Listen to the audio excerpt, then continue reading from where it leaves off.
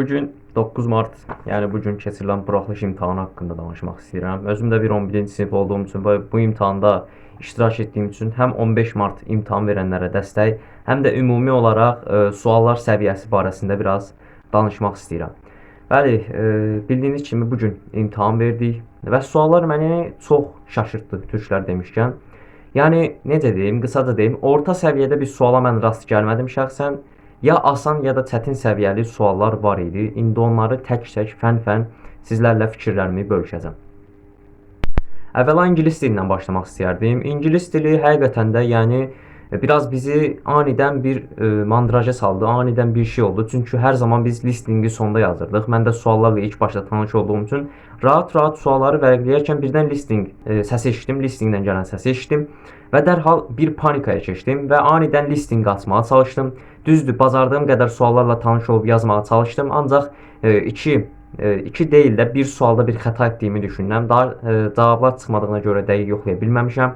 Açıqlarda bir sualda bir yarım ballıq xəta etdiyimi düşünürəm, amma edilə bilməyəcək bir xəta idi həqiqətən də. Bundan qaynaqlanır, çünki heç bir zaman mən listinqi birinci yazmamışdım. Ona görə də yəni istər-istəməz həm də gözlənmədiyimiz yerdən vurmaq panikaya da saldı. Oradakı həyəcan, stresi də bir nəzərə alsaq, bu məqama diqqət yetirmək lazımdır. Məsələn, sən 15 imtahan verəcəksənsə, çalış elə kitabçanı açan kimi listinqə bax. Yəni heç vaxt itirmə. Sənə də ola bilər ki, birinci listinqi qoysunlar, sənin də vaxtın getsin. Xahiş edirəm, ona diqqət yetir ki, birinci listinqdən başlayacaqlar, birinci listinqdən vuracaqlar. Ona görə listinqi eşidən kimi panikaya keçmirsən. Qrammatika həqiqətən çox asan idi. Bir səhvim var idi. O söz tərcümə sualında bircə dənə səhvim çıxdı. Qalan hamısında bir problem yox idi. Yazdım, bildiyimiz standart toplu səviyyəsində suallar idi. O sualı da yazmamamın səbəbi biraz lüğəti zəif oxumağımdan qaynaqlana bilərdi. Çünki ikinci söz tapmışdım, amma bir dənə üçü tapa bilməmişdim deyə arada qalmışdım. Həqiqətən də düz yazılacaq suallardan biri idi. Yəni heyf ki yandırdım, amma olsun, nə etmək olar. Mətn haqqında gələcək olsam, mətn normal idi. Yəni toplu mətnləri kimi idi, tam o dadı verirdi.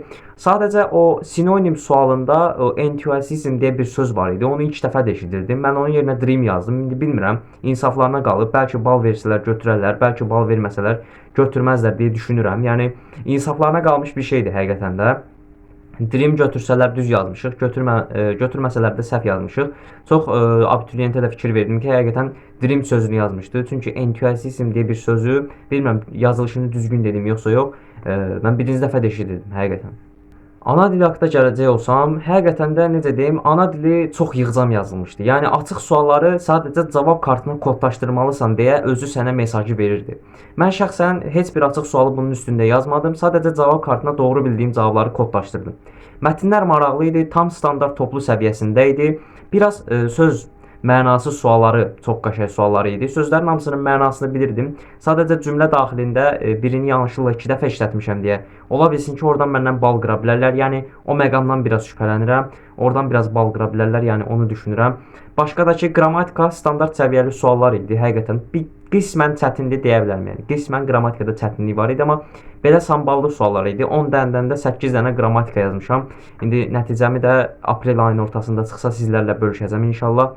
Və Azərbaycan dili yekun olaraq gəlsəm, hər zamanki buraxılış imtahanları kimi idi. Sadəcə sualların yazılma forması məni narahat etdi. Çünki 5 dənə sualı yarım bir sütuna yazmışdılar və bu da istər-istəməz abituriyenti narahat edirdi ki, bəlkə fikrimi səhv yazıb yenidən ifadə edə bilim.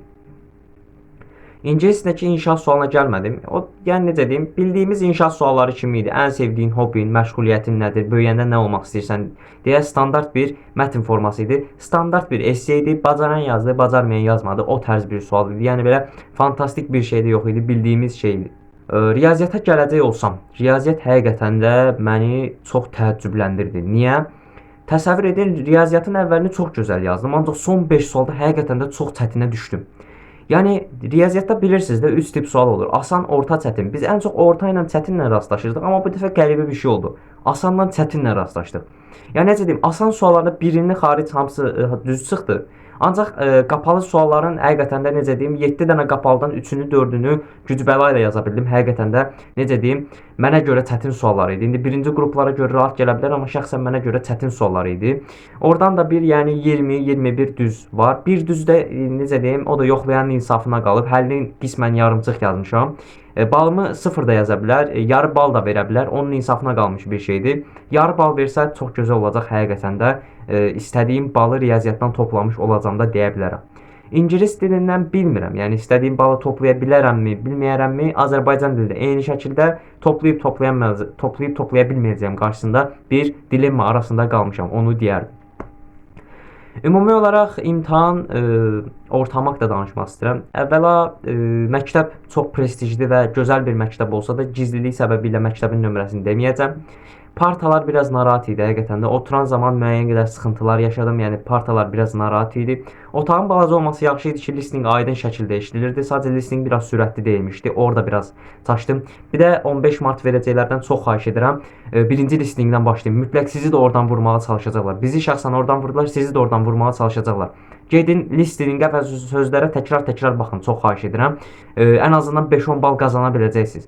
Və riyaziyyatdan həqiqətən də funksiyalar bölməsinə, çoxluqlar bölməsinə dəfələrlə fokuslanın, dəfələrlə üstündən keçin və çalışın ki, məsəl üçün 15 mart imtahan verəcəksənsə, o açıq sualları sərbəst işləyib görməyə. Çünki 15 martda düşəcək suallar eyni səviyyədə olacaqdır. Bugün 9 mart olan imtahan haqqında biraz danışdım, fikirlərimi bölüşdüm, düşüncələrim haqqında bölüşdüm. Yəni necə idi? Həqiqətən necə deyim? Oxuyan yazardı, yəni o tip suallar idi. Oxuyan yazardı. Zaman məsələsinə biraz qıtlıq oldu və çalışın ki, son yarım saatda kodlaşdırma işini həll edin. Mən elə etdim, zaman bölgüsü tam çatdı. Bu arada həqiqətən də nəticələr Dövlət İmtahan Mərkəzinə göndərilir. Orada şahid olaraq 3-4 nəfərin adını da yazmışdılar. Necə deyim, biraz stresli bir ortam idi, ancaq əlimizdən gələni etdik, əlimizdən gələni yazdıq. Bizim işimiz sadəcə nəticəmizi gözləmək və o zamana qədər mükəmməl şəkildə bloka hazırlaşmaq olacaq. Gələn həftədən də bloka hazırlaşma ilə bağlı videolarımız gələcək. İzlədiyiniz üçün təşəkkür edirəm. İmtahan haqqında düşüncələrinizi şərhlərdə bölüşə bilərsiniz. Sağ olun, salamat qalın.